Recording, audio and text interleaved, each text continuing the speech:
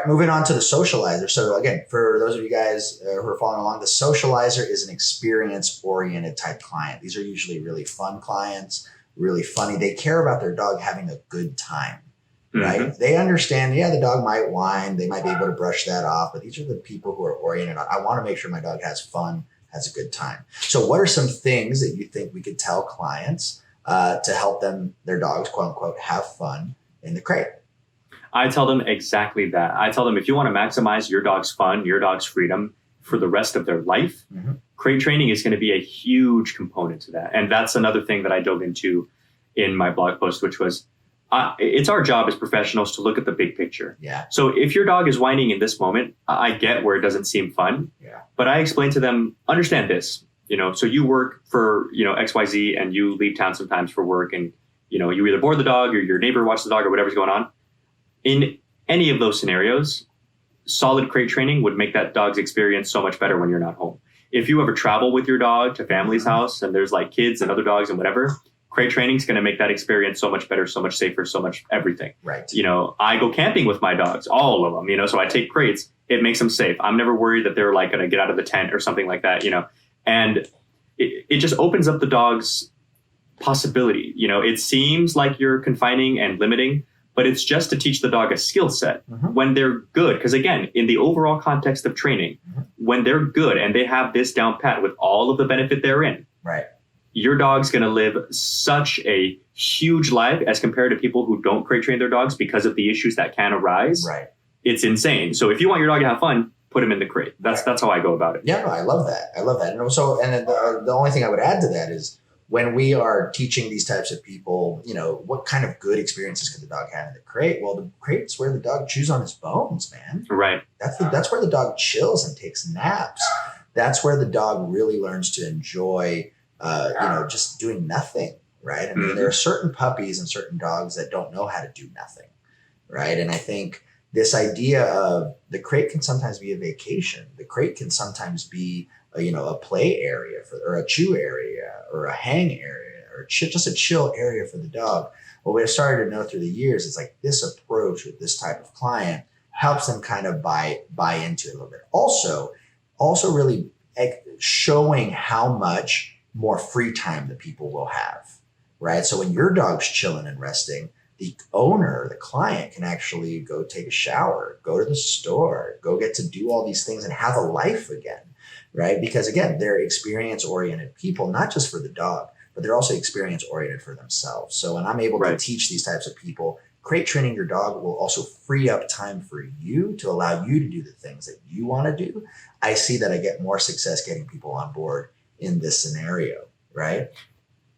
I totally agree with you. And I think that an element that you kind of jogged my memory on with that is, you were talking about people who also appreciate just efficiency in general. Mm-hmm. And that really strikes me as something worth mentioning because I have clients who, not only, and they're definitely more these type of people. It's not that they feel bad for the crate. It's just like, how do you manage this, that, and the other thing when you have kids and you work and so on, right? So mm-hmm.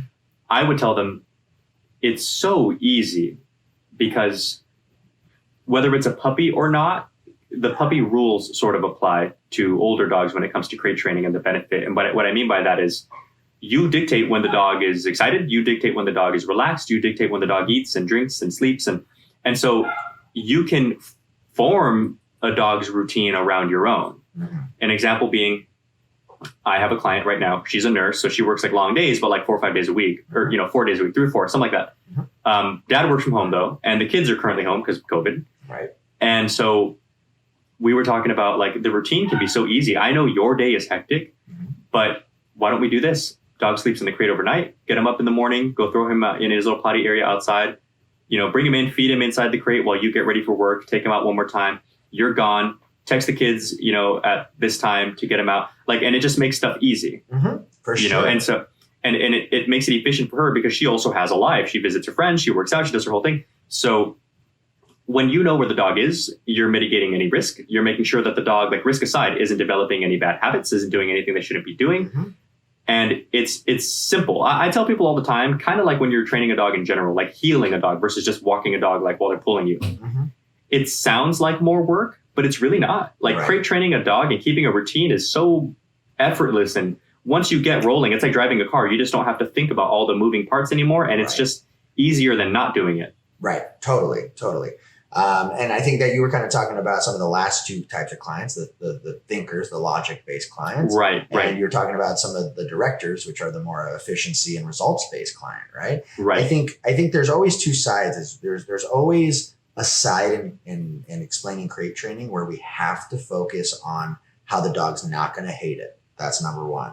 The second one is how it's going to open up a lot of opportunities for the family, and for the person, how it's going to open up time and how it's going to really help make things efficient, make sense. And we want people to see the step-by-step playbook of crate training so that they can see over the long term how eventually it's going to get them to that dog that they want several months from now. Right. And that's from a psychological standpoint, with our relators and our social clients, they are really focused on the state of mind and the emotional state of the dog. And the other ones, they want to make sure that they're doing things that are efficient and effective for their lifestyle. Right. Correct. Yeah. So I guess the way that I would word it would just be for the more efficiency-based people, I want to make it so that they can actually see themselves doing it. I feel like that really increases the possibility of them actually sticking with it. Yeah, for sure. Yeah, I like that. All right, guys. So now let's go ahead and dive into the during crate training. It's while people attempt crate training that we start seeing a couple obstacles might come our way, right? Some of them could be whining. That's probably the biggest one. Anxiety, right? If the dog has accidents in the crate, that's going to be a big one. What else? Also, if we see that dogs hate going in, right? If a dog shows an opposition, like if you try and guide the dog into the crate and the dog's like, no, don't put me in there. Usually these are going to be some of the main reasons why people don't want to actually continue with crate training, because they think they're doing something the dog doesn't like, right? And I remember being a kid, like I didn't like taking a shower. I didn't like brushing my teeth. I didn't like eating my vegetables. But there are certain things that after you do them, after a while, you get habituated to them and you just kind of do them and they become normal, acceptable, and sometimes desirable habits, right? So let's go ahead. Any other ones that you could think of, Mariano? No, I mean, you're basically hitting the nail on the head. I mean, other than the extreme stuff, dogs bending their way out, dogs eating things they shouldn't be doing, dogs breaking windows and hurting themselves. Yeah, there's a lot of things that you can expect that would be huge reasons as to why people don't, or huge reasons as to why people should. Yeah, I think the breaking out of the crate is a really good good one. It's so funny because I've met dogs who escape out of the crate without opening the door. Oh yeah, And it's crazy, and the only way you can really find out how dogs are doing it is putting a video video. Putting a video camera on them. Is it just me, or do you find that normally they escape out of the bottom two slats where the crate pan comes out? No, really? Yeah, you never seen that? Between the door and the bottom slat? You know how like the way that the crates work, the metal folding crates, is the pan has like that little latch in the beginning, in the front at the beginning, in the front of it that holds it in place. Okay. And if you take that off, then the pan just slides out. Yeah. I saw a video where it was a big dog, it was a boxer, and he slid out of the as if he was the crate pan, he slid out of that space. So he obviously opened it. Yeah, he bent but the thing is, it really didn't bend. Like it bent around him, but as soon as he was out, it falls right back into place. Whoa. So, and the owners were like, yeah, I recorded it, because the crate looks normal when he's done. So they're like, how did you get out of there? Oh my gosh. Yeah, I've always seen through the corner seam, they squeeze out of the corner. Yeah. Okay. But anyways, it's crazy. So these are things that happen. So during crate training, if we have clients that kind of do that, or like they tell us these stories, what are some solutions? What are some solutions that we could do? Yeah. Well, here are a couple solutions. And I would say in general, I know that this can't work for everybody. In fact, we just spoke with a couple friends from Ecuador who were having this issue and were asking us how to help. If a dog has like severe anxiety or something like that, a board and train might be best. Mm-hmm. If it's a puppy, obviously we can talk about like privates, and there's a lot of dogs. Private lessons are largely viable for like the majority of dogs, but I'm talking the extreme case. Mm-hmm.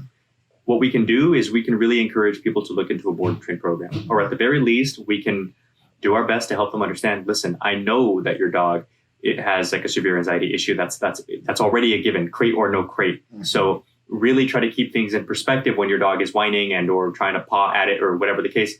Right. This is an overall issue, and the answer is bigger than just crate your dog. This is going to take some training, some this, some that, and really help them understand that it's an overall thing. Right. If we're going to talk about like how we deal with whining and anxiety in the crate, what are some tips some troubleshooting tips that you would have? Okay. So if we're talking about, I'm going to separate whining and anxiety. I'm going to separate whining as to like a puppy who doesn't know better. And I'm going to separate anxiety as to like a pretty high anxiety dog. Okay. Is that okay? Sure. So if you have a puppy who's whining, you could consider something as simple as, Brent taught me this neat little trick. Everybody knows like you get the Kong, you put peanut butter in the Kong, freeze it and all that. But peanut butter isn't always the best for the dog, and it can be fattening and it can be all kinds of stuff. Mm-hmm. Brent taught me this thing, which I thought was pretty cool. It was actually when I went with him to a client in LA. After I had moved. He gets the Kong, takes the dog's own kibble, puts it in a little bit of water for like 30 seconds, stuffs it inside the Kong before the kibbles have time to like expand. That way they expand inside the Kong, and then freeze the whole thing. And then the dog has an ice cream cone made of their own kibble. Mm-hmm. No peanut butter, no extra fattening stuff, no messing up their diet. But if a puppy's whining in there, throw the Kong and all that in there. Of course, barring all the other options, making sure the puppy's gone potty and everything else. Yeah. And throw that in there and maybe even toss a little blanket or something over the crate to make it nice and dark. And that puppy's going to chew on that thing, get himself full and mentally drained and knock right out. It's a funny thing to see. It's like a baby with a pacifier. It's amazing. Yeah. So something as easy as that, or even if you don't do that, something as easy as covering the crate. There are a lot of really simple fixes. And again, this may sound super obvious, but do this though. Take the damn dog out before you before you do anything else. Well, like yeah, if you're gonna, and that's something I was gonna say. It's like especially for puppies or even in general, just even rescue dogs, right? Exercising them before you put them in the crate, both mentally and physically. Right. You automatically have a better success rate. And we know this as dog trainers. However, a lot of owners, they're kind of just putting the dog in the crate when they're full of energy, when they're acting up. There's all these reasons that dogs might whine or have anxiety in the crate that we just really need to make sure that the owners in the conditioning process, that they are doing it post mental and physical stimulation. Right. Well, let me say this. Let me put a little pressure on trainers. Yeah. Because I know that they know that.